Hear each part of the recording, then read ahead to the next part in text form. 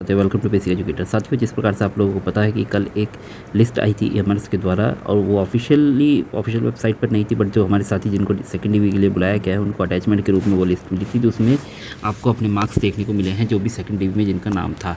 तो साथियों, जिस प्रकार से आप देख पा रहे हैं स्क्रीन पर लिस्ट कुछ इस प्रकार से थी, और यहाँ पे कैंडिडेट्स के जो है वो मार्क्स दिए गए हैं। जैसे टीजीटी मैथ में आप कैंडिडेट के मार्क्स देख पा रहे हैं।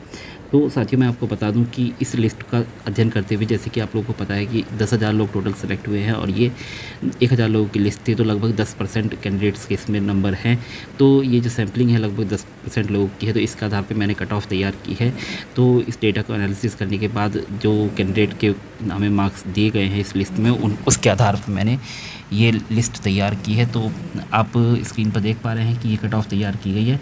और साथ ही मैं आपको बता दूं कि ये कट ऑफ जो है लिस्ट में प्रोवाइडेड जो बच्चों के नाम है उसके आधार पर है।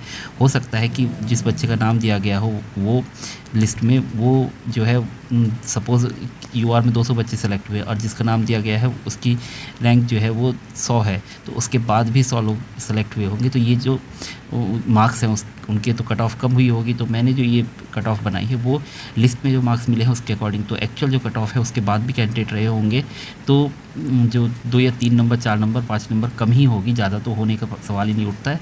5-7 नंबर कम ही हो सकती है जो एक्चुअल कट ऑफ है इससे। तो फिलहाल हमें एक आइडिया लग जाएगा कि कितने जो मार्क्स हैं उसमें ये हमारे इसमें सिलेक्शन हुआ है। तो जो साथी सेलेक्ट होने से रह गए या जिन साथियों को अपने मार्क्स पता है आंसर की के अकॉर्डिंग बट उनका सिलेक्शन नहीं हो पाया, तो इस कट ऑफ पीडीएफ से उनको आइडिया लग जाएगा कि उनका कितने नंबर से सिलेक्शन रुका है या उनका वेटिंग लिस्ट में नंबर आने के कितने चांसेस हैं, या आगे की भविष्य की जो रिक्रूटमेंट है उसके अकॉर्डिंग आप किस प्रकार से तैयारी कीजिए कि आपका जो सिलेक्शन है वो हो सकता है। तो साथियों, इस प्रकार से आप स्क्रीन पर देख पा रहे हैं उस डेटा के अकॉर्डिंग मैंने उस डेटा को एनालिसिस करके ये कट ऑफ बनाई है। तो आप कट ऑफ स्क्रीन पर देख पा रहे हैं।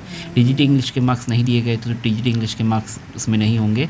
बाकी मैं कट ऑफ बता देता हूँ। तो आपकी टीजीटी मैथ की जो कट ऑफ है वो यूआर में 81.75, ईडब्ल्यूएस 79.25, ओबीसी 74.75 और एससी में 69। इस प्रकार से सोशल स्टडीज़ में यूआर में 72.75, EWS 68, OBC 65.75, SC 61.75, ST 56.5। PET male में आपका UR 53, OBC 40.75, ST 22.25। PET female में यूआर 31, ओबीसी 20.5। टीजीटी साइंस में 63.75, ईडब्ल्यूएस 57, ओबीसी 57.75, एससी 52.75 और एसटी 45.25। पीजीटी इकोनॉमिक्स में आपका 79,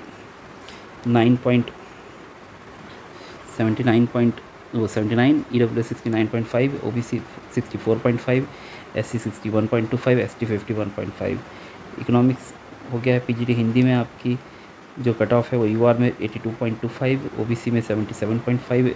ईडब्ल्यूएस का कैंडिडेट उसमें शायद लिस्ट में था नहीं, तो इसलिए ब्लैंक है। साथ ही जो कॉलम ब्लैंक है तो उससे ये पता चलता है कि जो लिस्ट में इस कैटेगरी के कैंडिडेट के मार्क्स अवेलेबल नहीं थे। OBC 77.5, SC 70.2।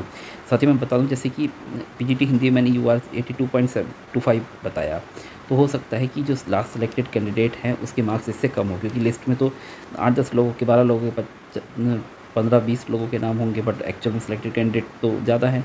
तो लिस्ट में सपोज़ किसी की रैंक 200 लोग सेलेक्ट हुए और 150 रैंक वाले बंदे के मार्क्स हैं, तो उसके बाद भी 50 कैंडिडेट और सिलेक्ट हुए हैं जिनके मार्क्स इससे भी कम होंगे। तो मैं आपको बार बार बता रहा हूँ कि इससे 5-7 नंबर कट ऑफ कम ही होगी, ज़्यादा नहीं होगी।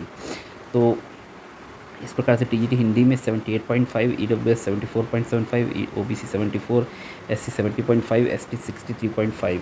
पीजीटी केमिस्ट्री में 89.5, ईडब्ल्यूएस 82.75, 82.25। ओबीसी में फिर एससी में 64.25, एसटी में 45.75।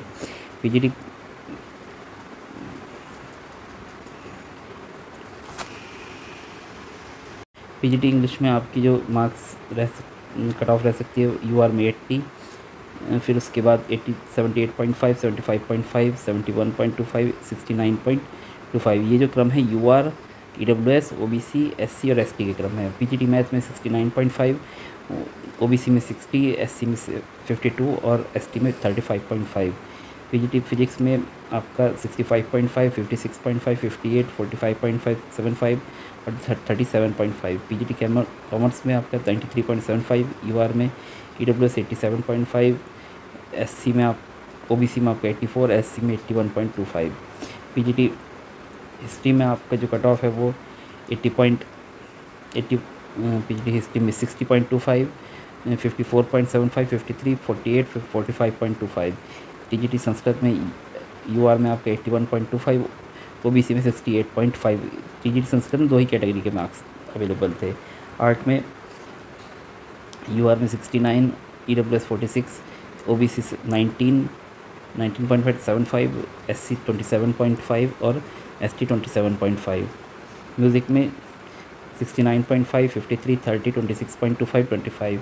अकाउंटेंट में 96.5, 89.75, 88.5, 81.75 और 76.5।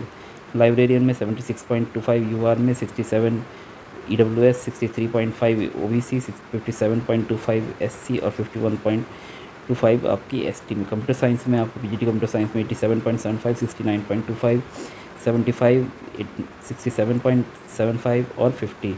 पीजीटी ज्योग्राफी में आपका 88 यूआर में और 77 आपका ईडब्ल्यूएस में। पीजीटी संस्कृत में आपका 75.5, यूआर ईडब्ल्यूएस 72, ओबीसी 63.5 और एससी 57। लैब अटेंडेंट में आपका यूआर 95, एससी ईडब्ल्यूएस आपका 84, ओबीसी 88, एससी 81 और एसटी 79। हॉस्टल वार्डन फीमेल में यूआर में 92.75, ईडब्ल्यूएस 91.25, एसटी वो फिर उसके बाद ओबीसी में 88.75 और एससी में 87.75।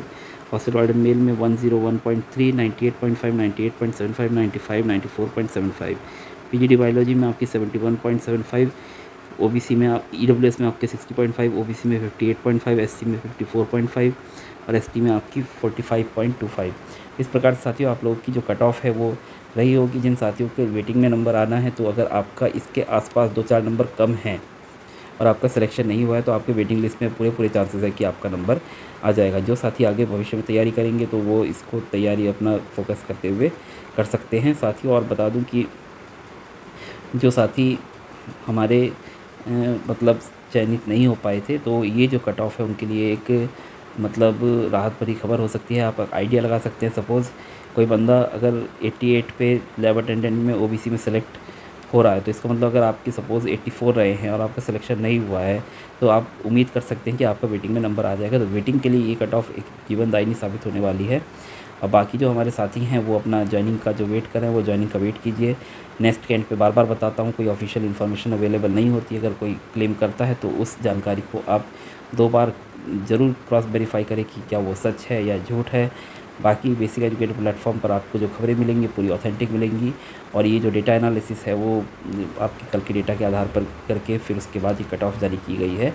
तो आप सभी को आपकी ज्वाइनिंग के लिए शुभकामनाएं। जिन साथियों को इस कट ऑफ के अकॉर्डिंग एक आइडिया लग जाएगा कि हाँ उनका वेटिंग में आएगा या नहीं आएगा, जिनका आने के चांसेस हैं, तो उन सभी को भी बहुत शुभकामनाएं।